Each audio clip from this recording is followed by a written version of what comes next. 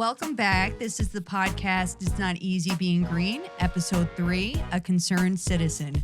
I'm your host, Dominique, and we have Eddie, our producer, behind the cameras. For today's episode, we have a very special guest, Kevin. Kevin has been on the forefront since the beginning, fighting against the Mapac Lithium battery facility. But it's not the first time that Kevin has been on the forefront fighting to protect others. Kevin was a sergeant in the Marines, where he was a squad leader of the infantry unit, both in Afghanistan and Iraq. And I want to thank you for your service and all the sacrifices that you have made. Well, thank you for your acknowledgement, Dominique. I appreciate that, especially, September 11th coming up, and a lot of veterans of now have joined for that specific reason. So, and big shout out to the veterans, Absolutely. Thank you. Kevin is also a husband, a father, and more recently, a very concerned citizen. In this episode, Kevin will be elaborating on specific key points about the lithium battery storage facility that he has uncovered through all the due diligence of his own and of others of the community, and highlighting the probable issues that the community will encounter. So, Kevin, let's start at the beginning. How did you learn about the plans for the Mapac lithium battery facility, which is, I just want to say, a 116 megawatt storage facility that translates to 140 containers filled with 23,200 lithium batteries? So I just want to impress upon the audience the sheer magnitude of this project. So I had come to find out at some time in February of 2024 that I had learned about the plans for this facility through word of mouth from neighbors that lived in my cul-de-sac or live in my cul-de-sac in Somers. My wife and I will have lived in Somers for 4 years this November, and many of my neighbors have lived there for decades and have developed a great relationship. It was actually a group text amongst these neighbors that was forwarded to my wife about the facility is when I had learned about it. So, and then I had confirmed with my neighbor Roland, and we kind of just pressed on the issue from there. Okay. So since February 2024, what steps have you and the neighbors have taken to stand up for the community against the battery facility? Well, it seems it's been a long road. It's my first meeting with the neighbors was at a Guy and Dawn Baker's house, and there must have been an attendance of 25 or so, specifically neighbors from Lounsbury Road and Cornelius Lane, residents directly affected by the proposed project. At that meeting, we took turns going around the room, voicing our ideas and our opinions on how to combat the situation. We discussed looking into endangered species that should be protected, Indian burial grounds, things of that nature, figuring this could give us a line of defense to start off with. We discussed a social media marketing campaign, organizing rallies to raise awareness. We discussed who our local politicians were and notifying them immediately. We discussed attending the next town board, planning board meetings. We discussed hiring a land use attorney to seek counsel and advice. Now, when you get into hiring attorneys, obviously the cost of such was a concern. So by word of mouth, creating a group email to stay in communication with each other, and with the help of a Facebook group organized by my neighbor Stephanie, we were able to branch out to others and organize a fundraising meeting at the Olympic Diner. We had 50 or so people in attendance to raise these funds. Since then, members of our group have expanded, all playing vital roles in our mission. From the Moriolos and the Bakers organizing rallies, Scott and the lawn signs, Stephanie creating a Facebook page, Christine using her expertise as a historian being great at researching data, Kathleen researching data, the Roslins keeping track of our attorney funds and playing a huge part by using their voices at the Carmel Town Board meetings, considering they are Mapac residents.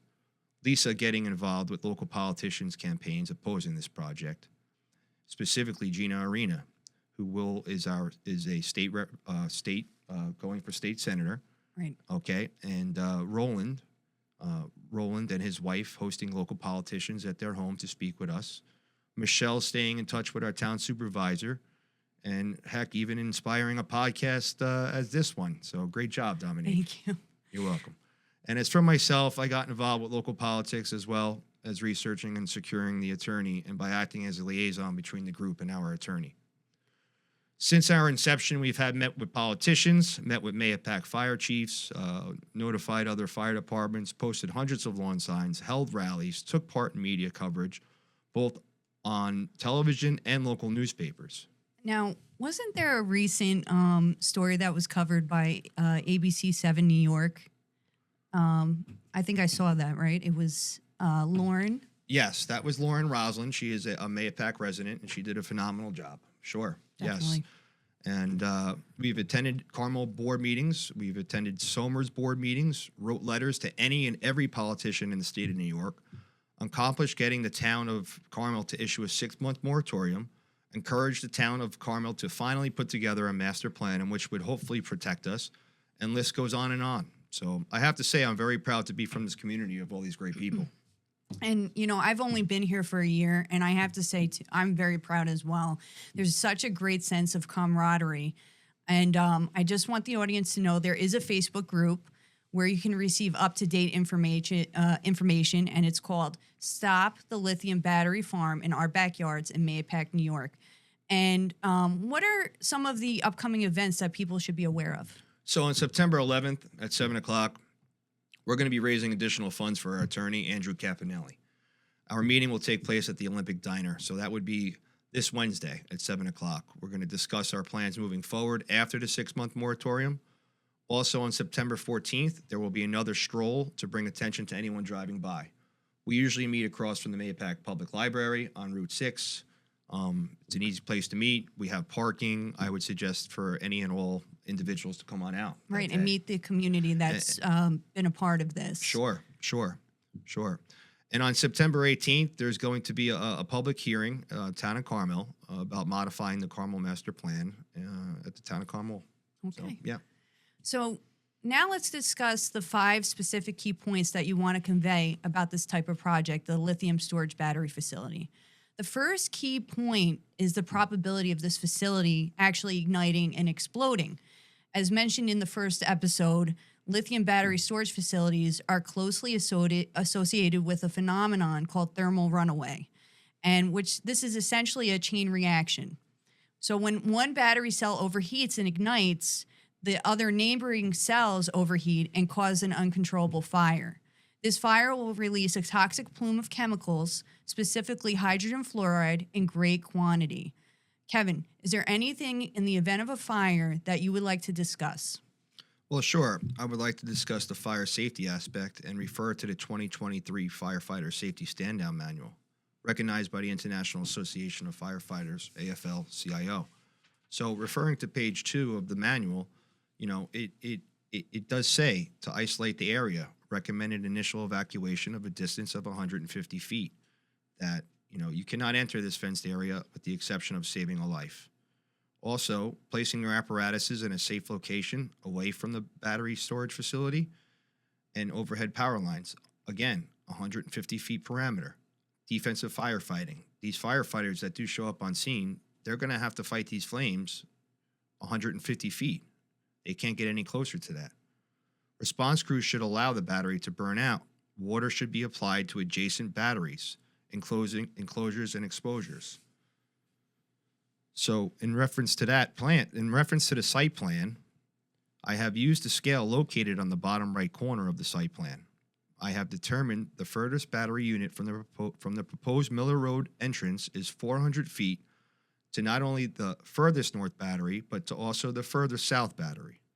Considering a volunteer firefighter apparatus not being able to reach with their hose, the only way to approach the fire on the south battery from 150 feet defensive perimeter would be from the literal backyards of properties along Lounsbury Drive and Somers. And in the case of a fire of the northernmost battery, firefighters would have to access it from the Putnam County Trailway. It is mentioned in the AFL-CIO Safety Hand Guide, when a battery catches fire, that water will be used to spray the surrounding batteries in order to keep cool and not catch fire. If it takes 2,000 gallons of water to put out a Tesla car fire, how much water will it take to maintain a 116 megawatt battery storage fire? The largest Mayapack fire apparatus holds 5,000 gallons of water. Not enough water to keep 96 tractor trailer sized batteries cool.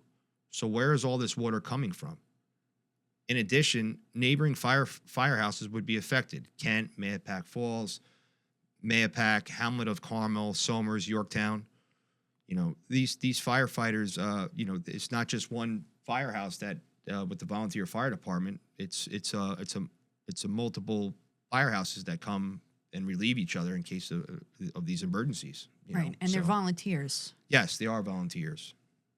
So, yeah, what will be their compensation, right, when they're exposed to these highly toxic fumes? And what kind of training will they receive to combat this type of scenario? And what type of respirators will they be supplied with? Those are all very good questions and issues that need to be addressed. Specifically, where is all this water coming from? Unlike most cities, we don't have fire hydrants around town, to my knowledge. And I really can't imagine how much water would be needed to prevent the batteries from experiencing a thermal runaway. That brings us to the next area of concern, water contamination. As mentioned in the first episode of the podcast, Mahopac feeds directly into New York's watershed. Kevin, what would you like to tell our audience about water contamination? Well, it's crucial to consider the potential environmental impacts of the battery facility, especially in cases of emergencies like fires. So, in the scenario I've described, the runoff water from the firefighters could potentially carry contaminants into Plum Brook, which then flows through wetlands into Lake Shinnerock and the Amlock Reservoir. Given that 500 feet of the Amlock Reservoir perimeter is protected land, any contamination could have serious consequences for the local ecosystem and water supply. Right.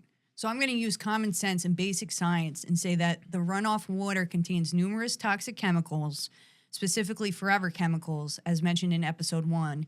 And like you said, have serious consequences for the local ecosystem, including wildlife and humans. And to me, this whole concept, it negates the whole purpose of being green. If you're going to cause harm to wildlife and humans, that negates the whole concept to me. So let's talk about the property values for the community and the uncertainty of having a lithium battery facility in a predominant residential area. Well, sure. I mean, the oxides in the chemical makeup of lithium-ion cells mean that once a thermal runaway point is reached, the cells produce large amounts of oxygen, which feeds fire, and then they're extremely difficult to extinguish. Burning lithium-ion cells can also emit toxic gases such as hydrogen cyanide, hydrogen chloride, and ammonia, which are harmful to human health and can form highly explosive vapor clouds that can produce rocket-like flames when they vent. Living near a battery storage facility, especially one housing lithium-ion batteries with their associated risk of volatility, flammability, and thermal runaway, could potentially impact homeowners' insurance premiums and coverage of personal property. Insurance companies assess the level of risk associated with properties and their surroundings when determining premiums and coverage. If you live in proximity to a battery storage facility with lithium-ion batteries, insurers may view your property as being at higher risk due to the potential hazards posed by these batteries. I just thought of something. Growing up, I wasn't allowed to have a trampoline in my backyard because my father, who was an insurance agent, he said that our insurance would go up. So can you imagine? That's just with a trampoline. Now with a battery storage facility in your backyard. And listen, I got a trampoline in my backyard, and guess what the insurance company wanted me to do was take pictures of my property and send it to them. And they even had sent an agent. So unless I had to move that thing inside and put it back out if they weren't there. But yes, you're the insurance, it goes up if you do have something like that. Sure does. It sure does. So, I mean, with the increase of the fire risk and the difficulty in extinguishing lithium-ion batteries and fires, and the emission of toxic gases in case of thermal event could be factors considered by insurers when underwriting homeowners insurance policies for properties in close proximity to these facilities. Homeowners near battery storage facilities may experience higher insurance premiums or face coverage limitations related to fire damage or hazardous material exposure. If so, who will cover the extra costs of these expenses? And if a neighbor's property is damaged by the fire and smoke contamination or shrapnel from the explosion, what is the deductibles East Point Energy offers to cover our damages? Who will cover our hospital expenses due to smoke inhalation and sickness? It's unbelievable. Those are really good questions that may have not crossed everyone's mind. I have a question which you don't have to answer, but in the effect of a fire, these toxic chemicals penetrate the infrastructure of homes, I would assume, businesses and the schools, like the central air system, HVAC system, or they travel down chimneys or even contaminates the exterior, like the siding of a home. Who's going to handle that and decontaminate all those structures? So 9/11's coming up, the anniversary on Wednesday, and I know you know that when all the people that worked in the search and recovery on Ground Zero, they were told specifically by Christy Whitman, who was the head of the Environmental Protection Agency, EPA, under George W. Bush, that the air around Ground Zero was safe to breathe. But we know different than that nowadays. There's been countless victims, and there continues to be victims of people that have suffered from chronic respiratory diseases, cancers due to the exposure from those toxic chemicals. And I'm personally very leery of this and of the lithium battery storage facilities because there's just a lot of things we don't know about it. And it's just very experimental right now.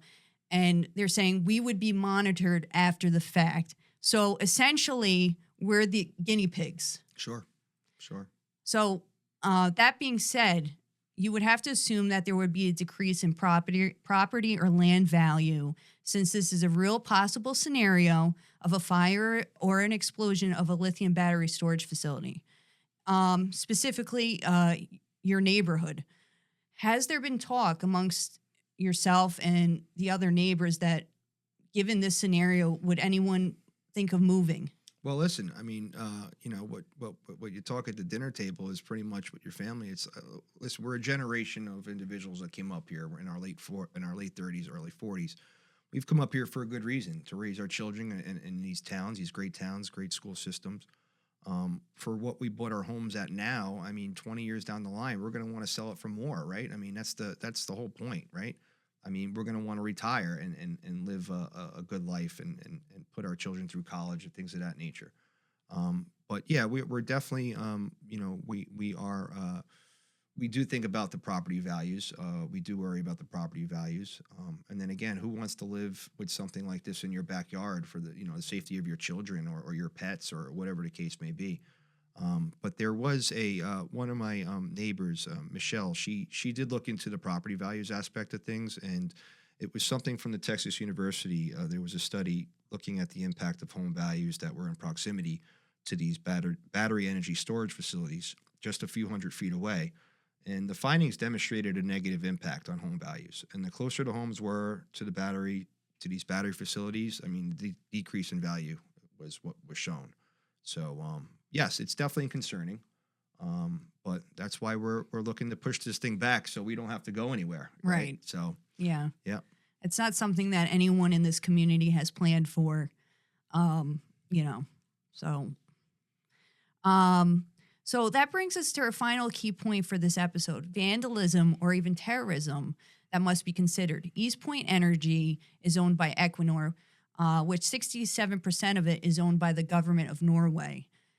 What business does a foreign party have establishing control of a project like this? Kevin, could you elaborate on the idea of vandalism or terrorism in regard to the lithium battery storage facility? Sure. Well, as a teenager growing up in the Bronx, I could tell you a little bit of vandalism, right? But I won't get into that. As mentioned by East Point Energy in the minutes from previous Carmel Planning Board meetings, they said that there was not going to be any personnel on site. So the threat of vandalism is real at the battery facility, with young teenagers defacing the large batteries with maybe graffiti or whatnot. I mean, consider a location tucked away in a tree line off a popular bike path with dim lighting could be a great location for teenagers to hang out, or even homeless individuals coming off the trail looking for somewhere to rest their head. Furthermore, the potential of both foreign and domestic terrorism must be considered as well, especially since the facility will not have personnel on site. Drawing from a military experience and knowledge of military strategy, it is crucial to acknowledge the impact that targeting infrastructure can have, disrupting our way of life. As seen in conflict zones such as Iraq and even in Palestine, it is important to address these risks by considering a security detail to ensure the safety and security of the facility and the surrounding community. So, in regards to East Point Energy, they've promised that some personnel would be located about within 4 hours of the site. I believe it was mentioned something in regards to where if they had personnel to show up on site, they would have to be there within a 4-hour window. But by that time, the fire's in full blaze. You'll have multiple volunteer fire departments there. I don't know what that individual can do. Right. If it's going to happen, what is he going to do? even if he lived 5 minutes down the road, what is this individual going to do, right? Right. So, but having a security detail there would I mean, protect certain things like that, right? So, I mean, but yeah, it's just ridiculous. Right. I And it mean, might discourage, right? If someone's on site, it might discourage certain behavior. it would as well. discourage, yeah, it sure would discourage certain behavior, you know? So, Yeah. So it seems a little hands off to me. So well said. Those are major things to consider in regard to the safety of our community and across the state, if not the country, since we have seen that this is a real and serious initiative coming directly from Albany to install these facilities throughout the state. Kevin, I just want to thank you for coming on to the podcast, and I want to thank you for taking charge and standing up for the whole community. You truly are passionate, and we need people like you to do the right thing. well, great. Thank you for having me, Dominique. You can And, come on anytime you'd like. I might come on again. I'll give some other people a chance. There's plenty of Definitely. people that should be coming up here. I mean, such vital roles. It's just not me. I wouldn't be here.